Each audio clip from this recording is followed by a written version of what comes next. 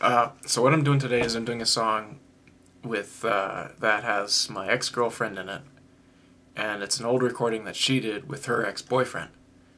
And I can't remember his name at all. He's an English guy. He's got a pretty good voice, and she also has a pretty good voice too. This is like a Celtic song. It turns out, basically the way I see it, this is a song. It's all about exes. At least that's what I'm going to turn out to be, because she's not going out with him anymore, and I'm not going out with her anymore, but we're all musicians. So it starts out with her singing. It's a Celtic song, and he's playing the guitar and singing, but it really needed a lot more. So I took the song long after we were going out. I rediscovered it. I added some bass to it. I added some... I didn't add any guitar. I just had a bass. I'm going to add a couple violin tracks. So I'm going to record the process of me adding a violin track to this song, and I'm just going to see what happens, and I'll show you what I did on Cubase. Anyway, I fucked up. Here we go. I'm going to try it again. Here we go.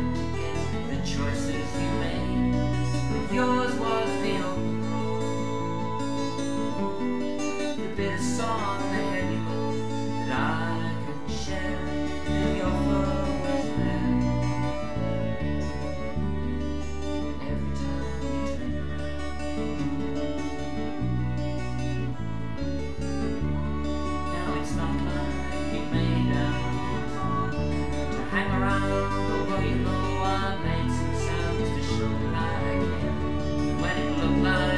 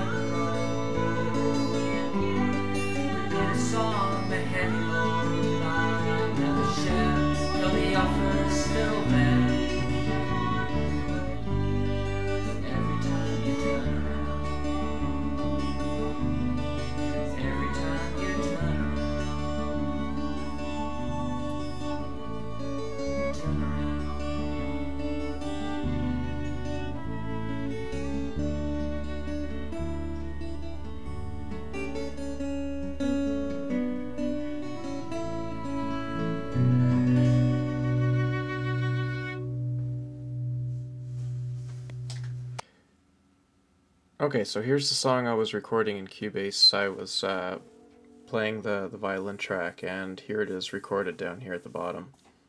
I recorded 2 previous ones before. I got my bass track that I recorded a while ago, and I have the original audio track of my ex-girlfriend and her ex-boyfriend playing the guitar and singing up here.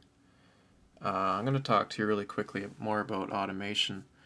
What I added here was a reverb effect at the very beginning where she's singing just by herself, and when the rest of the instruments come in, I bring the reverb right down. This is another thing that you can do in automation where you can bring an effect. I wanted to have the effect to be at like 45%, and I want the effect to cut out by these dots right here. You can see I did some more automation with the bass here. I have no bass at all, so it's super quiet. There's no static that comes in at the beginning. So a nice clean recording of her singing, that's all you hear. The bass comes in just at the right moment where the song picks up.